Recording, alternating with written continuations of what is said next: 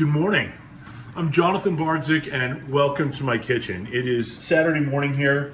We've got our friends Andrew and Peter over and I'm here with my husband Jason. Guys, wave hi. Good morning. And we are throwing together a little Saturday morning brunch. We're going to do some French toast, and I've just turned this over in a batter. French toast is essentially a great way to use up stale bread. This is not stale. I ran over to Eastern Market this morning and got a fresh loaf of challah, which is fantastic for French toast. Challah, nice and thick and eggy. And I cooked some bacon in the oven. So this is cooking over here on my cast iron griddle on some bacon fat. The egg batter has a little bit of cinnamon, some nutmeg, and I always love a little orange flavor on French toast, so there's some Grand Marnier in there as well.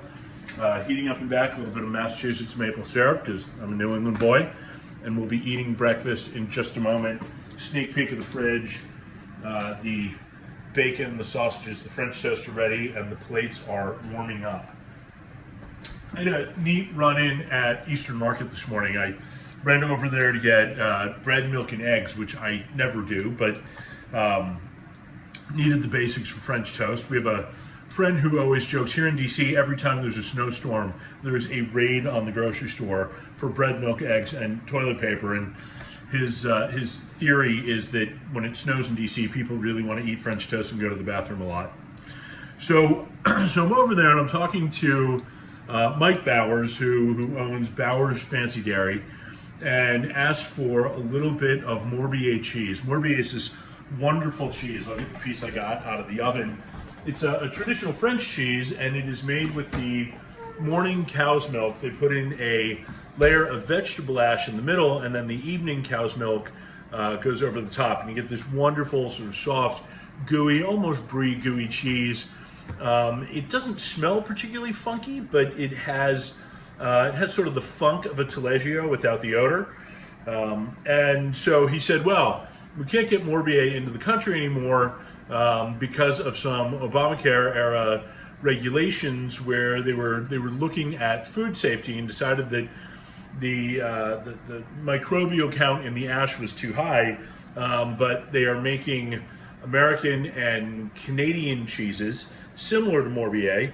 And you'll notice that the line in here is purple rather than sort of the black gray line that you would get in a Morbier cheese, and that's because they're using a grapeseed product in there.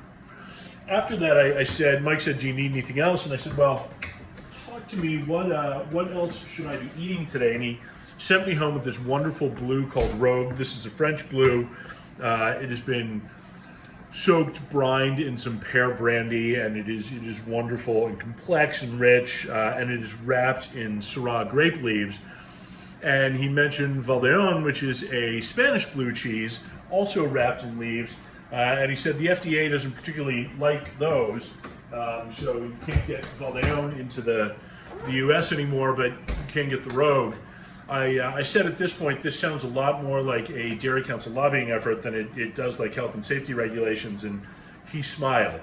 And while I believe that the regulations are probably, the story is probably far more complex than just a little bit of market protection, it is one of the interesting things living, eating, and shopping here in DC. It is hard to it is hard to buy food, cook food, and to eat food without thinking about what is happening over on Capitol Hill and in the regulatory offices around town and that impact on what we eat. All right, French toast is almost ready. Let's get a few napkins to set the table, which I have over here. I love using a cloth napkin. I also love pressed napkins, so while I will not admit to this often, this is a little bit like Cinderella at the end of Into the Woods, who says, well, every once in a while I actually like cleaning.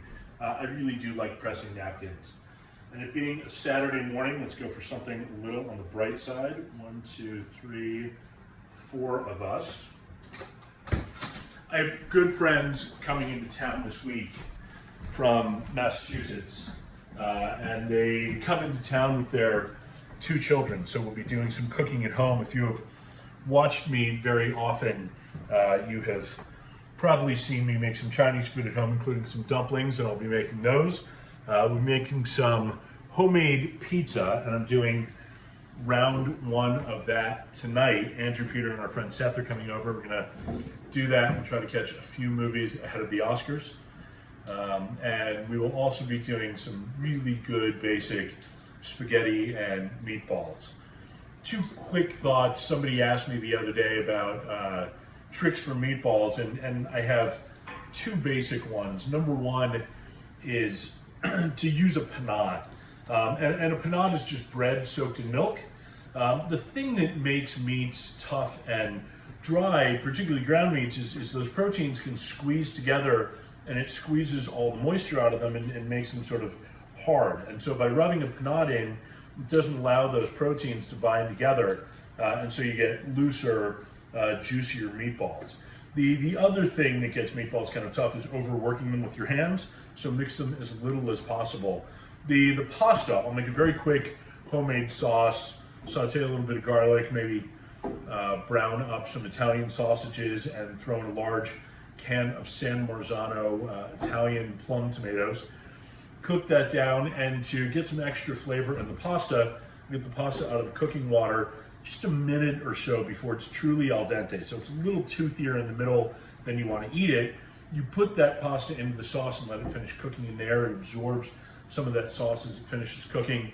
Throw in a little splash of the pasta cooking liquid too.